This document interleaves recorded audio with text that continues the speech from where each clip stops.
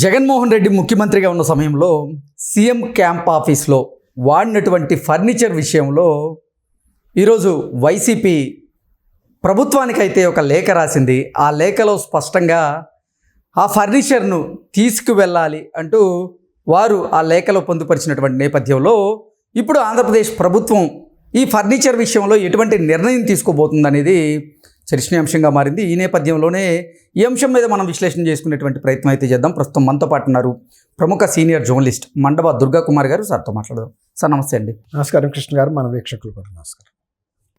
జగన్మోహన్ రెడ్డి అధికారాన్ని కోల్పోయిన తర్వాత సీఎం క్యాంప్ ఆఫీస్లో వాడినటువంటి ఫర్నిచర్ విషయంలో పెద్ద ఎత్తున చర్చ జరిగింది. ఆ ఫర్నిచర్ను తిరిగి ఇచ్చేయాలంటూ కూడా ఆంధ్రప్రదేశ్ ప్రభుత్వం జగన్మోహన్ రెడ్డిని గతంలో కోరినటువంటి నేపథ్యంలో అప్పుడు అతను విముఖత వ్యక్తం చేశారు.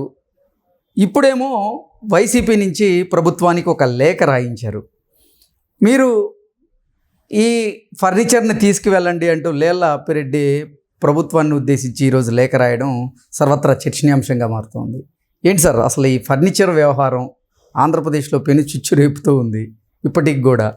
ఇప్పుడు ఆంధ్రప్రదేశ్ ప్రభుత్వం ఎటువంటి చర్యలు తీసుకోబోతోంది, ఎటువంటి నిర్ణయం తీసుకునే అవకాశం ఉంది ఈ ఫర్నిచర్ విషయంలో అంటే ఏం చెప్తారు? అంటే కృష్ణ గారు, ఇప్పుడు వైఎస్ఆర్సీపీ ప్రధాన కార్యదర్శిగా కూడా లేళ్ల అప్పిరెడ్డి గారు ఉన్నారు. ఆయన ఎమ్మెల్సీ కూడా పార్టీలో. ఇప్పుడు ఫర్నిచర్ అనేది మనం దిష్టి తీసి అవతల పారేసే నిమ్మకాయల లాంటి అంశం మాత్రమే. ఇక్కడ జగన్మోహన్ రెడ్డి గారు ప్రభుత్వంలో ఆయన ప్రభుత్వానికి సంబంధించి చేసిన ఖర్చులో ఇవి నిమ్మకాయలు, దిష్టి తీసిన నిమ్మకాయలు లాంటి. వాళ్ళ ఉద్దేశం ఏంటంటే ఈ నిమ్మకాయలు కనుక తీసుకెళ్ళిపోతే గుమ్మడికాయలు బయటపడవనేది వాళ్ళ ఉద్దేశం. చాలా విపరీతమైన డబ్బుని దుర్వినియోగం చేశారండి. ఎందుకు అంటే ఫర్నిచర్ దగ్గర ఎందుకు వెనకాడారు ఫస్ట్ ఇవ్వడానికి? తర్వాత ఇప్పుడు వారికై వారే ఎందుకు లేఖ రాశారు తీసుకువెళ్ళమని? అసలు ఏం జరుగుతుంది? అంటే వాళ్ళు ఒక టైంలో నిరాకరించారు కదండి. ఇప్పుడు వాళ్ళు ఏమనుకుంటున్నారంటే, గతంలో మీకు గుర్తుందో లేదో శివప్రసాద్ గారిని, కోడెల శివప్రసాద్ గారిని ఇదే అంశం మీద వేధించి వెంటాడి క్షోభ పెట్టి ఆయన ఆత్మహత్య కూడా దారితీసింది. అసలు ఆయన అంత ధైర్యస్తుడు. ఆయన్ని సామాజికంగా ఒక దొంగలాగా చిత్రీకరించిన పరిస్థితుల్లో ఆయన ఇచ్చాను అంటే కూడా తీసుకెళ్లకుండా కూడా ఆయన్ని ఒక దొంగలాగా చిత్రించారు. అదే అస్త్రాన్ని మన మీద కూడా ప్రయోగిస్తారు అనేది ఇప్పుడు వాళ్ళకి ఒక భయం వచ్చింది లోపల. సేమ్ అంటే అది ఆయన సెక్రటరీ అప్పుడు క్యాంప్ ఆఫీస్ లాగా వాడినది మామూలుగా కాదండి. అంటే అసలు సార్ ఫర్నిచర్ విషయంలో వైసీపీ 2 నాలుకల ధోరణి ఎందుకు ప్రదర్శిస్తూ ఉంది?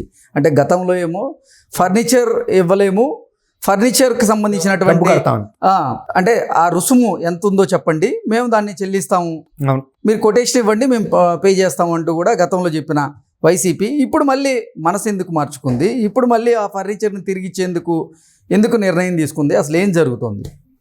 ఇప్పుడు ఈ కొంచెం సాంకేతిక అంశం అండి ఇది కృష్ణ గారు. ఆయన అంతకుముందు సర్వర్లో ఇలాంటి పెద్ద పెద్ద ఈ సెక్రటేరియట్, ఉమ్మడి సెక్రటేరియట్లో ఉన్న పెద్ద కాస్ట్లీయెస్ట్ థింగ్స్ అన్నీ కూడా ఆయన సీఎం కార్యాలయం అనే ఉద్దేశం మీద క్యాంప్ ఆఫీస్కి తరలిచ్చేశారు. వాటిని కనుక మళ్ళీ ఇవాళ రీవాల్యుయేషన్ కట్టాలంటే వాళ్ళు ఎస్టిమేషన్ ఇవ్వమన్నారు చూసారా, వాళ్ళు ఏం చేయాలంటే డిప్రిషియేషన్ తీసేస్తారు. Okay, almost throw away prices మాత్రమే ఉంటాయి. కానీ వాళ్ళు వాటిని వాళ్ళ సొంతానికి పార్టీకి ఉపయోగించుకోవటం కోసం పేపర్ మీద పెట్టి ఇవ్వమన్నారు. వాళ్ళు తెలివి ఏంటంటే వాటిని ప్రతి సంవత్సరం డిప్రిషియేషన్ తీసేయాలి. అవును, తీసేస్తారు కదా. వాటికి ఇప్పుడుండే ఎలక్ట్రానిక్స్ వాటన్నిటికీ షెల్ఫ్ లైఫ్ అనేది బహు తక్కువ. కాబట్టి ఒకవేళ కనుక గవర్నమెంట్ మేము ఇంత కొన్నాం ఇంతో మంది అనుకోండి, వాళ్ళు అప్పుడు ఆడిటర్స్ వస్తారు పిక్చర్లోకి, దీని షెల్ లైఫ్ ఇంతేను, అప్పుడు కొన్నారు, ఇవాళ వచ్చేటప్పటికి ఆల్మోస్ట్ 0 ఆర్ నెగ్లిజిబుల్ కాస్ట్ వేయమంటారు. అందువల్ల ఆ రకంగా వాళ్ళు ఒక స్ట్రాటజీ పెట్టుకున్నారు. అది రాష్ట్ర ప్రభుత్వ విచక్షణ మీద ఆధారపడి ఉంది. డబ్బులు తీసుకుంటారా లేకపోతే వస్తువే తీసుకుంటారా అని. కాబట్టి రాష్ట్ర ప్రభుత్వం లేదు మాకు ఫర్నిచర్గా ఇవ్వమన్నప్పుడు వాళ్ళు సైలెంట్ అయిపోయారు, ఇవ్వమని కూడా చెప్పారు. ఈ కొత్త ప్రపోజల్ పెట్టారు. ఈ రాష్ట్ర ప్రభుత్వం సైలెన్స్గా ఉండటం వీళ్ళకి భయంగా ఉంది. ఇప్పుడు మళ్ళీ శివప్రసాదరావు గారి లాగా మన మీద కూడా కేసు బుక్ చేస్తారేమో, ప్రజల్లో మళ్ళీ అబాస్పాలు అవుతామని ఒక ముందు తెలివిగా వాళ్ళ మీద ఒక డిఫెన్స్ వీళ్ళు ఒక ఇది వేశారు అస్త్రం. ఏంటి, మీరు తీసుకెళ్లరా అని. ఇప్పుడు అవన్నీ ఎరగొట్టుంటారు, పనికిరాని దశలో తీసుకెళ్ళి అవే మీ సామాన్ అంటే కూడా ఆ స్క్రాప్ వేసుకురావాలి. ఆ ఫర్నిచర్ మీద కూడా ఒకప్పుడు సోషల్ మీడియాలో పెద్ద ఎత్తున ప్రచారం జరిగింది.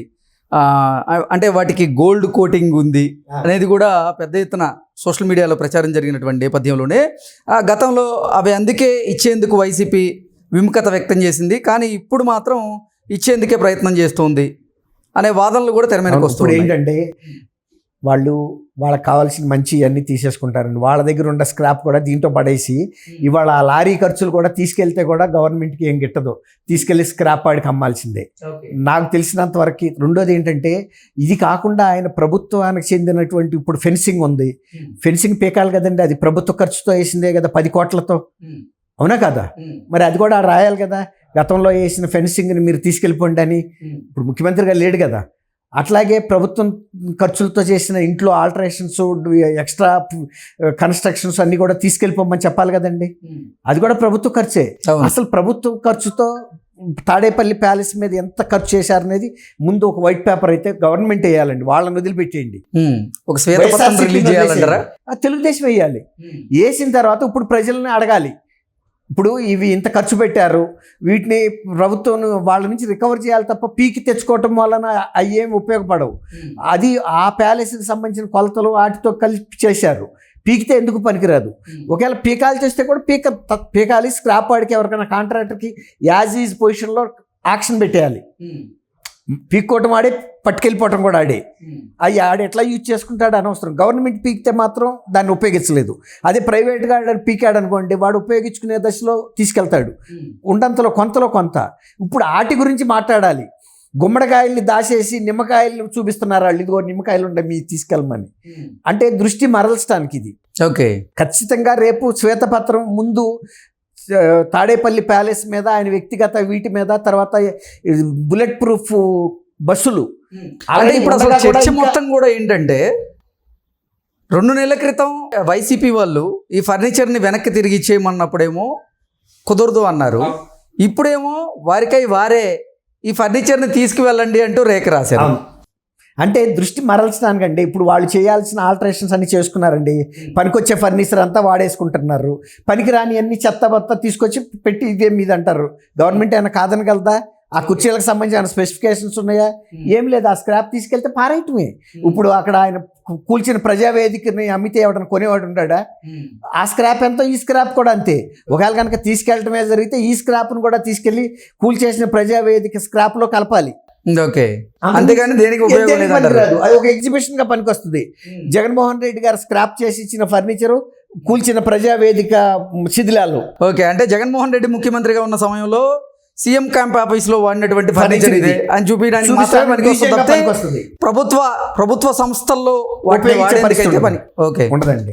ఎందుకంటే తెలుసు కదా ఆయన ప్రవర్తన ఎట్లా ఉంది, ఆయన ఇది ఏంటి అనేది, నేచర్ ఏంటి అనేది. Okay sir, thank you so much. Thank you Krishna గారు, మన వీక్షకులు.